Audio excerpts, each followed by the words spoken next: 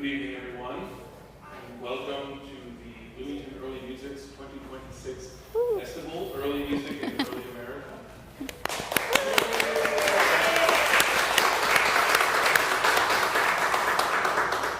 I'm delighted to welcome you on behalf of the board to our opening night concert. This evening we begin in an ostensible 1785 in Benjamin Franklin's parlor. The Franklin Quartet brings us music by composers connected directly or indirectly to Franklin's Parisian world. We are fortunate enough to hear this program from four superb artists. Marika Homqvist, Grammy-nominated violinist and violist, founding member of the quartet, and a leader in historical performance on several continents. Karen Decker, a Dutch violinist at home on both Baroque and modern instruments, and a regular presence with many of today's leading period ensembles. Daniel Elyar, violinist and violist, Grammy winner and longtime specialist in Baroque performance, and a founding member of the quartet as well. And Becca Humphrey, cellist and gongist, whose chamber work has shaped Philadelphia's early music scene for quite some time. And so before tonight's opening concert, we are very fortunate to begin with a conversation that places us in Franklin's parlor before the quartet strikes up their music. Our interlocutors are Marika Homqvist and Peyson Weekley, an Indiana University Ph.D. student in musicology who focuses on music and politics in Enlightenment, and may I add, a valued friend and colleague of mine. We are also grateful to our sponsors, J. Peter Burkholder and Doug McKinney, for making this evening possible. Thank you for joining us, and welcome to the 2026. Great. Hi, everyone. Thank you, John. Can you hear me all right in the back? No? Okay. Well, I can really yell for now, and maybe they can get the mic turned up a little bit. But thank you, Professor Burkholder and Doug, for underwriting this. And we're excited to talk to you about this wonderful program with this wonderful quartet. I'm here with Marika, which is great. Let's just get started before we dig into the milieu and dig into the music. Could you tell us how your quartet came about, your members? You said it's your 10th anniversary. It's our 10th anniversary. And we just got together one day, and we liked playing with each other and playing chamber music with each other. And we decided, hey, maybe we should read some quartets. And we did, and we clicked, and then we just said, well, let's make a thing out of this. And we were just thinking of names, and since we're all from Philly, Dan here, he said, how about Franklin Quartet? And we were like, oh, wow, that would be great. And so we did a quick Google search, and lo and behold, there was no group that had Franklin's name in Philly. So we were like, sign us up. And that's how, how it started. And actually our first concert, totally serendipitously, landed on Franklin's birthday, 17th of January, 10 years ago. We didn't realize, we just somehow in the concert were like, hey, wait a minute. So that's our background story. And Karen, our original violinist, moved to the UK, and Karen has been with us for 3 years now, and we're very, very, very grateful and happy, and she's amazing. You'll hear. That's really wonderful. I think anyone who's, especially a string musician, but just an instrumentalist generally, that's often how chamber music comes about. You know, we just get together, and that's certainly how it was in the 18th century in a salon. Occasionally there were established groups, but oftentimes it would be whoever was there just to pick up their instrument and start playing modular pieces. And I've had experiences like that, and that's really wonderful. Yeah. And Franklin, of course, is a really interesting figure. He lives a long time. He's the sort of elder statesman of the Revolutionary period. I think overlooked and forgotten for maybe some of his younger peers. Washington, Jefferson, of course, is another generation, but I think it's wonderful that you're bringing really our first diplomat of the United States, who was really crucial to the Revolutionary period, and what a great way to sort of open the first night of the early America theme with the Franklin Quartet. That's great. Of course, you're a period instrument quartet. We're not only going to be hearing really appropriate salon pieces, but we're going to hear them on period instruments and in period style. Could you tell us a bit about your instrument or some of the instruments in the quartet and what that's like? I think Dan's instrument is the oldest. It's actually a 17th century instrument. And Becca's also. Yeah, yours is the oldest. Mine is from 1720s. And Karen, I'm actually not, I don't know your... It's from the 1790s, so... 1790s, okay. Yeah. Yeah, that's wonderful. I mean, to in a space like this, to have not only that music, but the sound of maybe what they heard is really a treat. And I think the different ages of your instruments also, I mean, salons brought different sorts of people together, often those with an intellectual or an artistic, especially a musical bent that we are so interested in. But you sort of bring that group together from different places. And I think it's possible to imagine someone comes in with a slightly newer violin and let's give this a try and pass it around. And then someone else has maybe an older cello that's just kind of been there for a long time. And that's kind of delightful to think about. Yeah.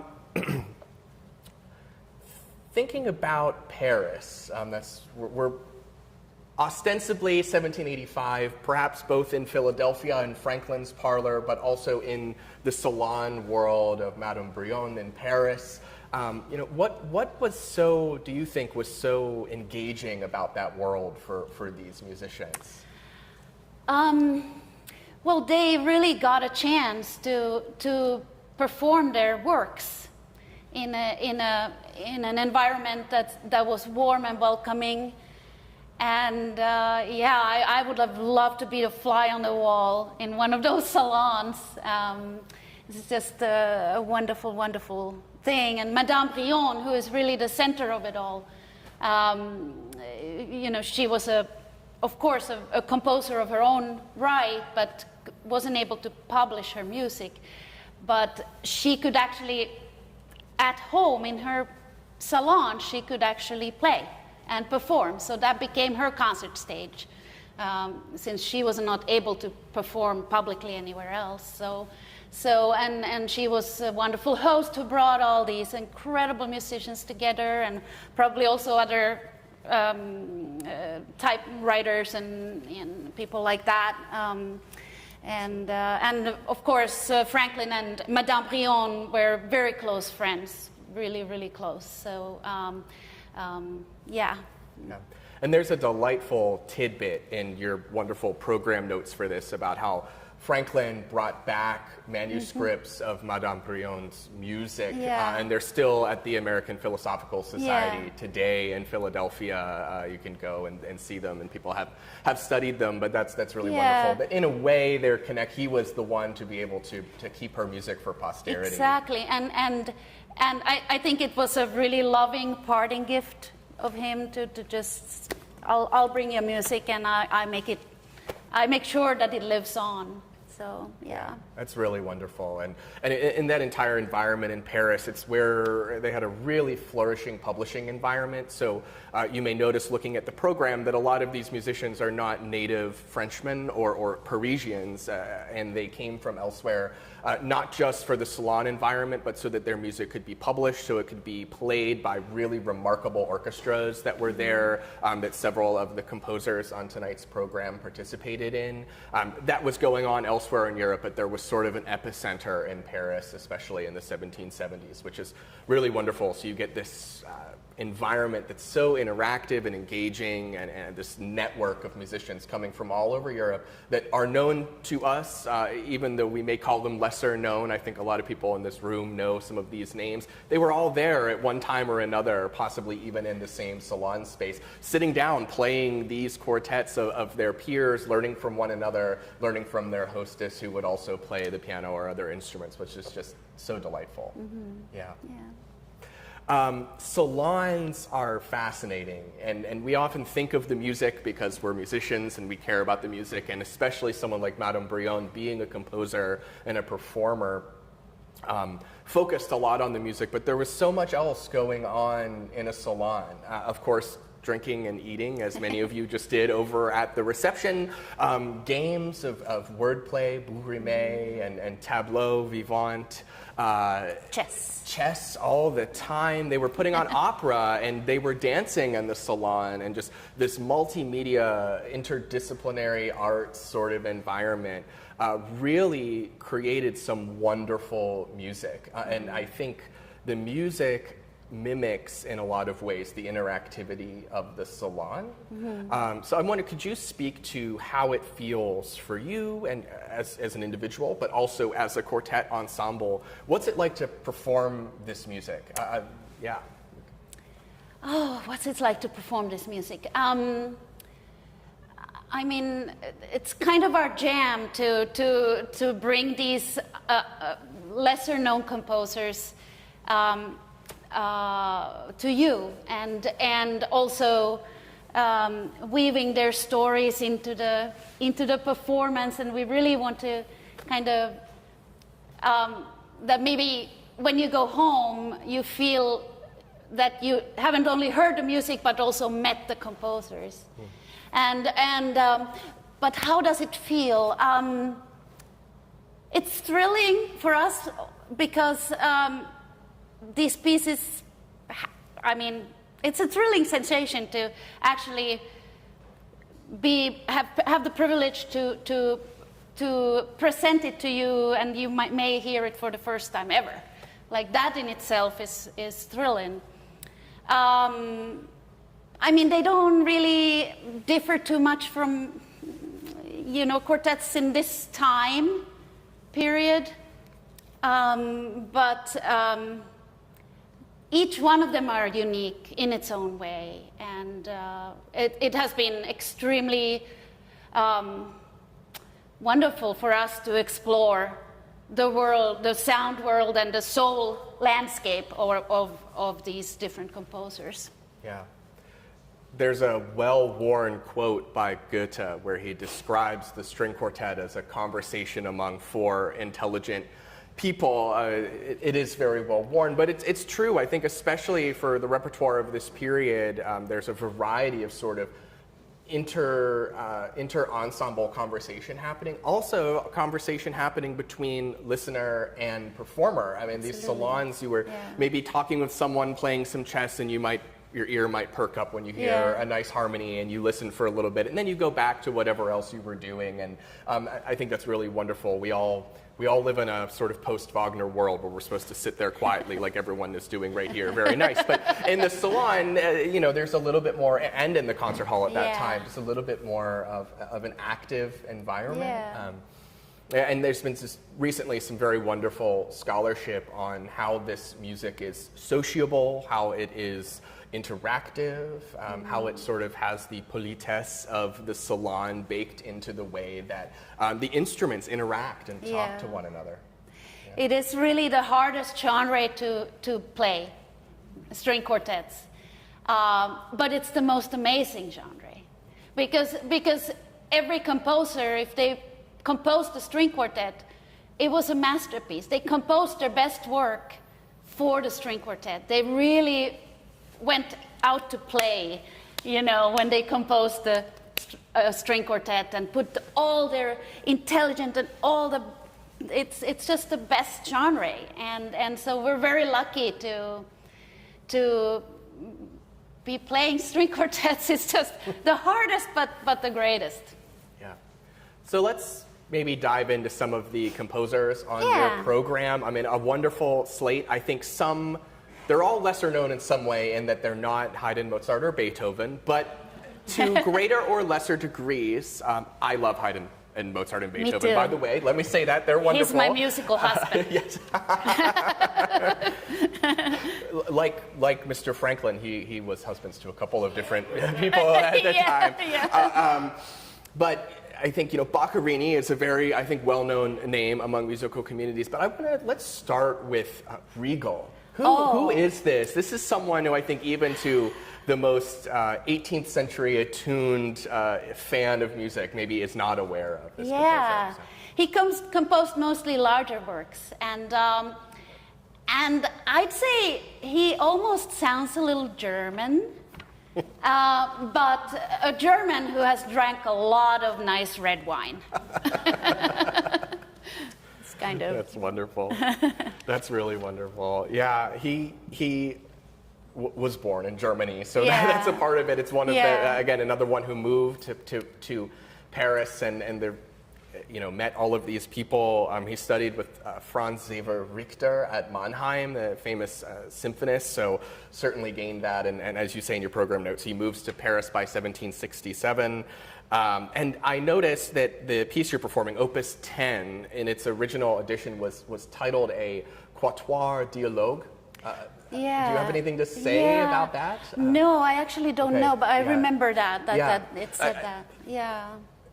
There is a proliferation of more descriptive quartet titles in the Parisian market that are kind of interesting to think about, and I think they start to blur with one another. But you can see, as I mentioned, the conversation of the salon, this composer explicitly saying that this is a dialogue quartet, and it was his second set of dialogue quartets. And something else to notice about the program, I mentioned publishing earlier. All of these quartets have an opus number. They were all published either in Paris or elsewhere, but oftentimes you can see on the dating, they were composed before they were several years before they were published, so perhaps circulating in these salons, in manuscript copy, and then eventually getting published in Paris or elsewhere.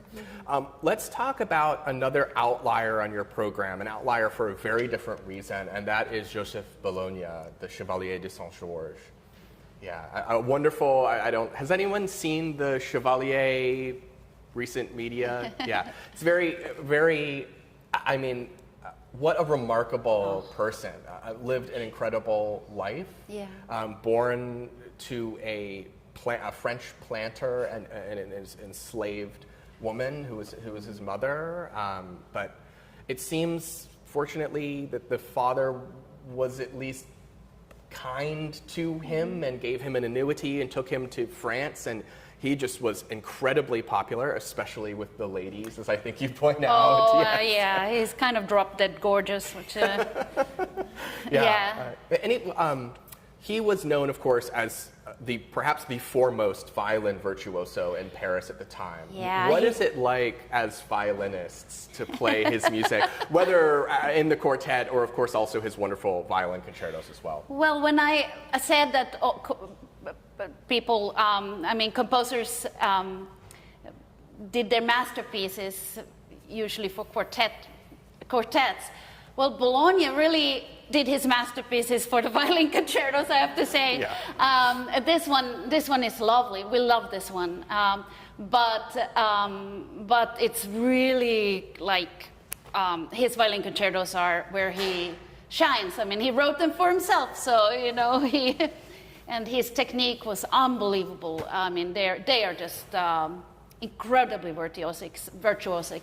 So here we don't get that kind of virtuosity like that he presents in the violin concertos, but we have some good moments in this quartet too. An excellent fun fact about Bologna is that he was also a master swordsman and fencer, and I have no doubt that had something to do with his exquisite bow technique. Yeah. There's some sort of connection there, and as a violist, I feel I have been at the end of a couple of violinists' bows, kind of like a sword in some way. So there's certainly something like that going on. We only have a few minutes left, so maybe we can just quickly touch on these last few composers so people have an idea. Yeah. Boccherini. Cello, of course, wonderful for the cello. We know him for his string quintets as well, where he kind of delights in a second cello. But maybe anything to add about that quartet? I mean, this quartet is. He liked writing these quartets that only have two movements. So this is a kind of mini quartet, and it's actually just two movements, and it's whimsical. It's kind of esoteric. Karen will talk more about. His kind of sound world, which is very different from anybody else on this program. Yeah. Absolutely. There's some wonderful scholarship on how Boccherini is especially embodied and especially sort of visceral in a way that other composers of that time, maybe you feel a little bit more detached, although I think anyone performing the music is aware of how involved you need to be. Okay, so also Francois Joseph Gossec.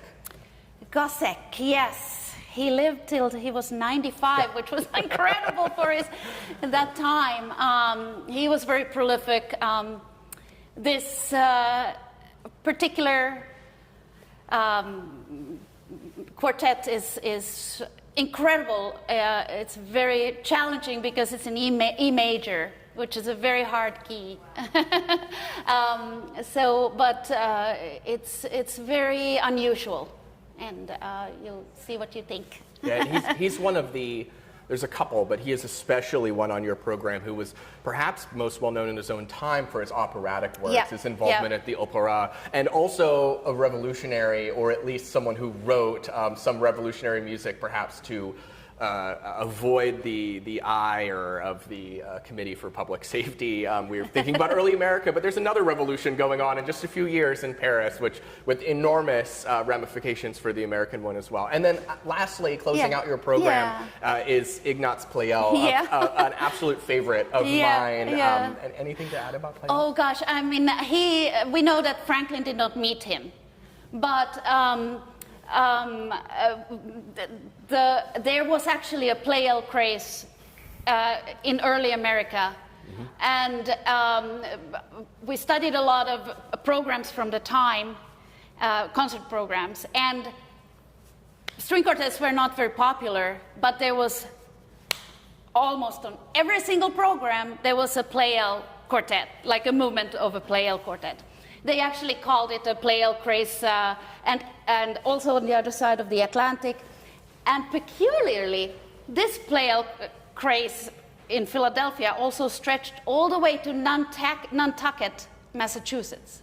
I mean, it's like, there was a Pleyel society formed in Nantucket, which is very interesting. I have personally tried to do some digging to find more about it, and there seems to be pretty sparse, just some newspaper writings about the existence of a dedicated Pleyel Appreciation Society. Who would have thought? No Handel and Haydn Society yet. Not but yet. There certainly was a Pleyel one, and a very, very popular and fascinating composer who studied with Haydn at Eisenstadt, benefited from the aristocracy, and then eventually moves to Paris and founded a music shop. He was a publisher. He actually, the Pleyel Publishing House created the mini score. So anyone who's ever had a little study score can thank Pleyel for coming up with this idea. Did the first complete edition of the Haydn quartets, both in parts and score, which was really important. And then became a piano builder, and Chopin loved Pleyel pianos, and his son Camille took over. And he also escaped the guillotine by composing some pieces. Yes. Yeah. Yes.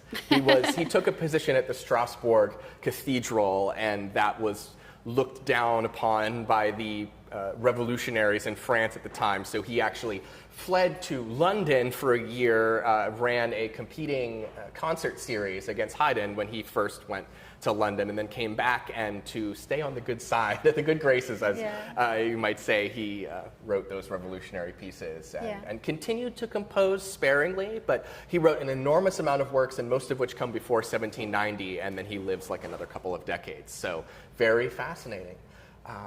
We are just about out of time. So do you have any closing thoughts? No. I don't either, except that we are all excited, I can tell just by looking, and I know I might be the most excited person in the room, actually. So thank you very much. This has been wonderful. Thank you for, this is great, and we are excited.